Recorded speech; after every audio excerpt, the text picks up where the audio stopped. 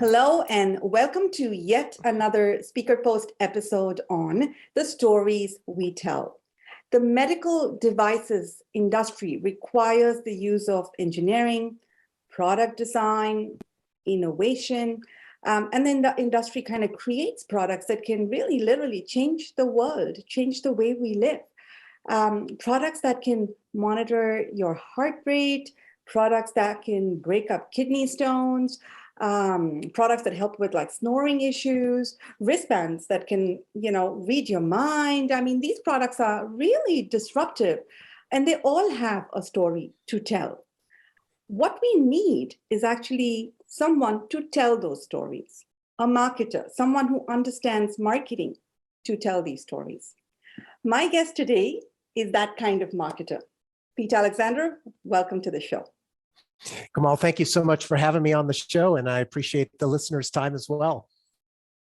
Okay, Pete, you have an exceptional resume. And I think more than that, you have an exceptional journey, right? A life journey, a career journey, changing professions, setting up a business around plants, teaching marketing at a university, teaching stress management. Let's try to get to know you a little bit better. Sure. Well, that's the highlights for me. Since you mentioned about the medical device industry, I spent most of my career there. I started my career in sales and went first. I was recruited out of college to go to work for FedEx, and I got some wonderful sales training from them. And then I was recruited from FedEx to get into the pharmaceutical industry, and I worked in that industry for a year before one of the doctors that I was calling on noticed that how I interacted with his staff. And he said that, I have a business that I'm one of the owners of that's in spinal surgery, and we're looking for extra help in marketing. Would you be interested? And so that's what kind of launched my career into the medical device industry. And I became a product manager for a company that had spinal surgery tables and other surgical equipment, and learned an absolute ton, probably learned more about marketing from that job than pretty much any other one. And then I got involved in this thing called the internet in the mid-90s and was able to start working with organizations in the medical device industry that were interested in doing stuff online and being able to manage the regulatory side of that as well. And so I made a career from product manager going into digital marketing and never looked back. And why don't we do a deeper dive into medical devices marketing now? Sure. So why don't we start here? So, what does that entail when you're doing marketing for medical devices? What are the kind of things that you end up like doing as part of your job? What was your experience like, traditional as well as digital? Yes, well, because my experience covered both, because Exactly. I like to say there's before the internet and after the internet.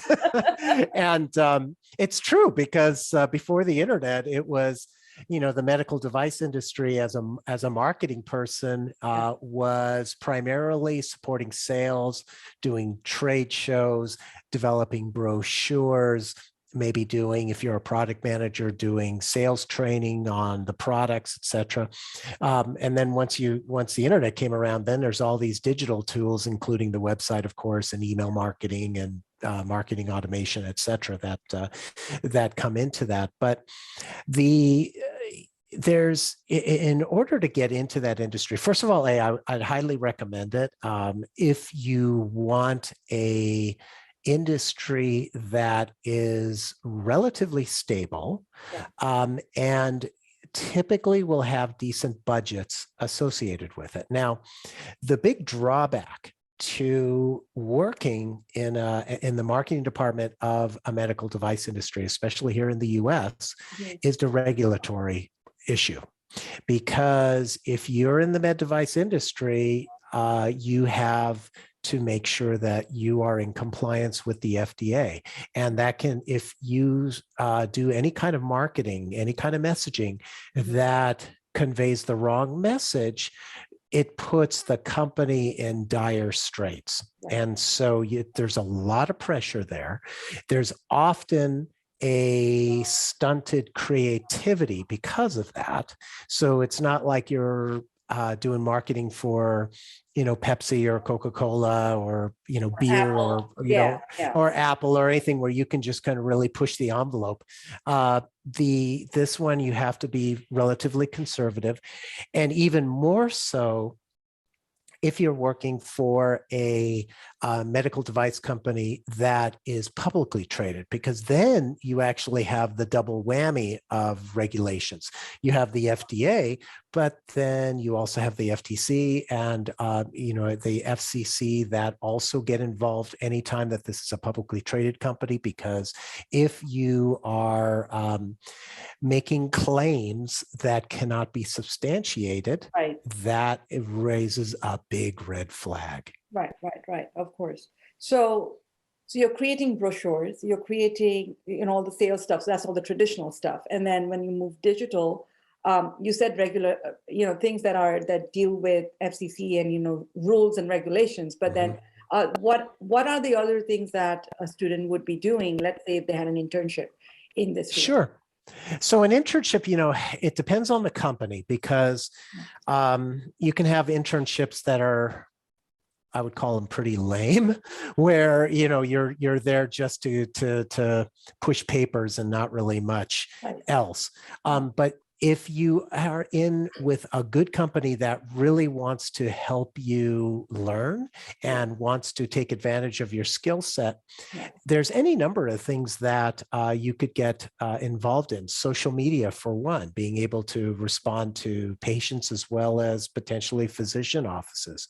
You could have an opportunity to help plan and design trade show booths, because those still happen. I know they're, now that COVID is hopefully mostly in our rear view mirror, the conferences are coming back. You have the opportunity of being able to make sure that the instructions, the manuals that come with equipment, the website pages, the steps that a particular prospect might take in order to raise their hand and say, yes, I'm interested in learning more.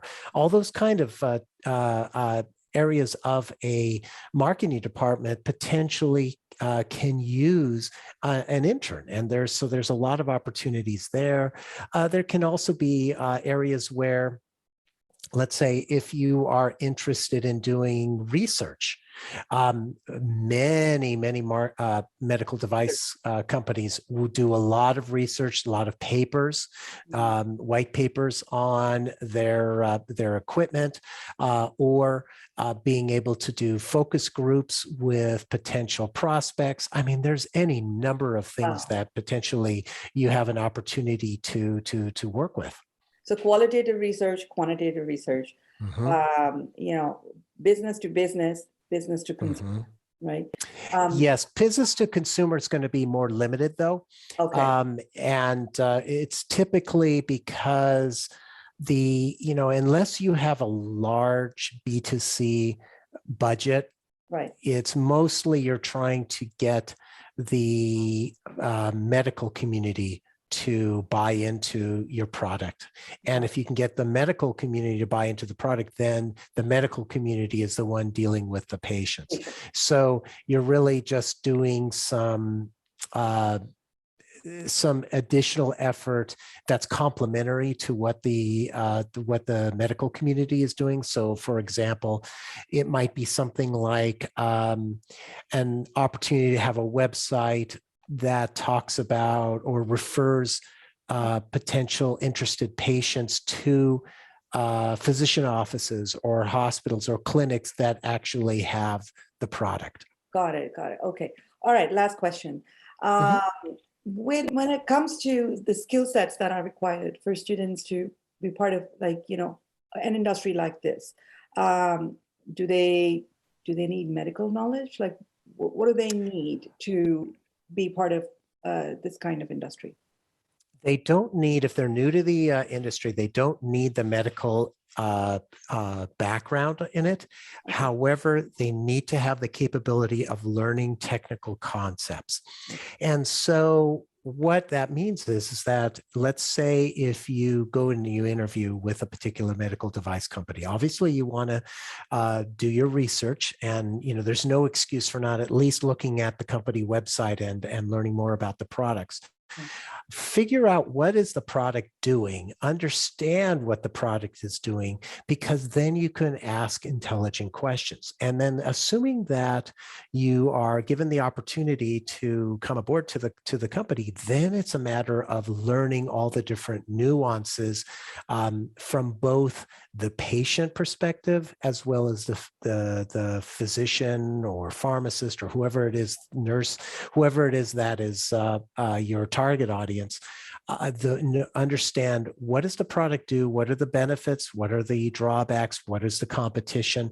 And especially when you're talking about some technical equipment, the learning curve can be quite steep at the beginning. But once you get comfortable in learning the terminology, and especially once you have one or two conferences under your belt where you're around those people and talking to them and listening to the conversations and engaging in those conversations, then your confidence will go up. And before you know it, if you do well to educate yourself in that particular area, like for me, I used to be called Dr. Alexander, and not because I had my PhD, because there were physicians who thought I was actually one of them, a doctor as well, because I knew my products inside and out.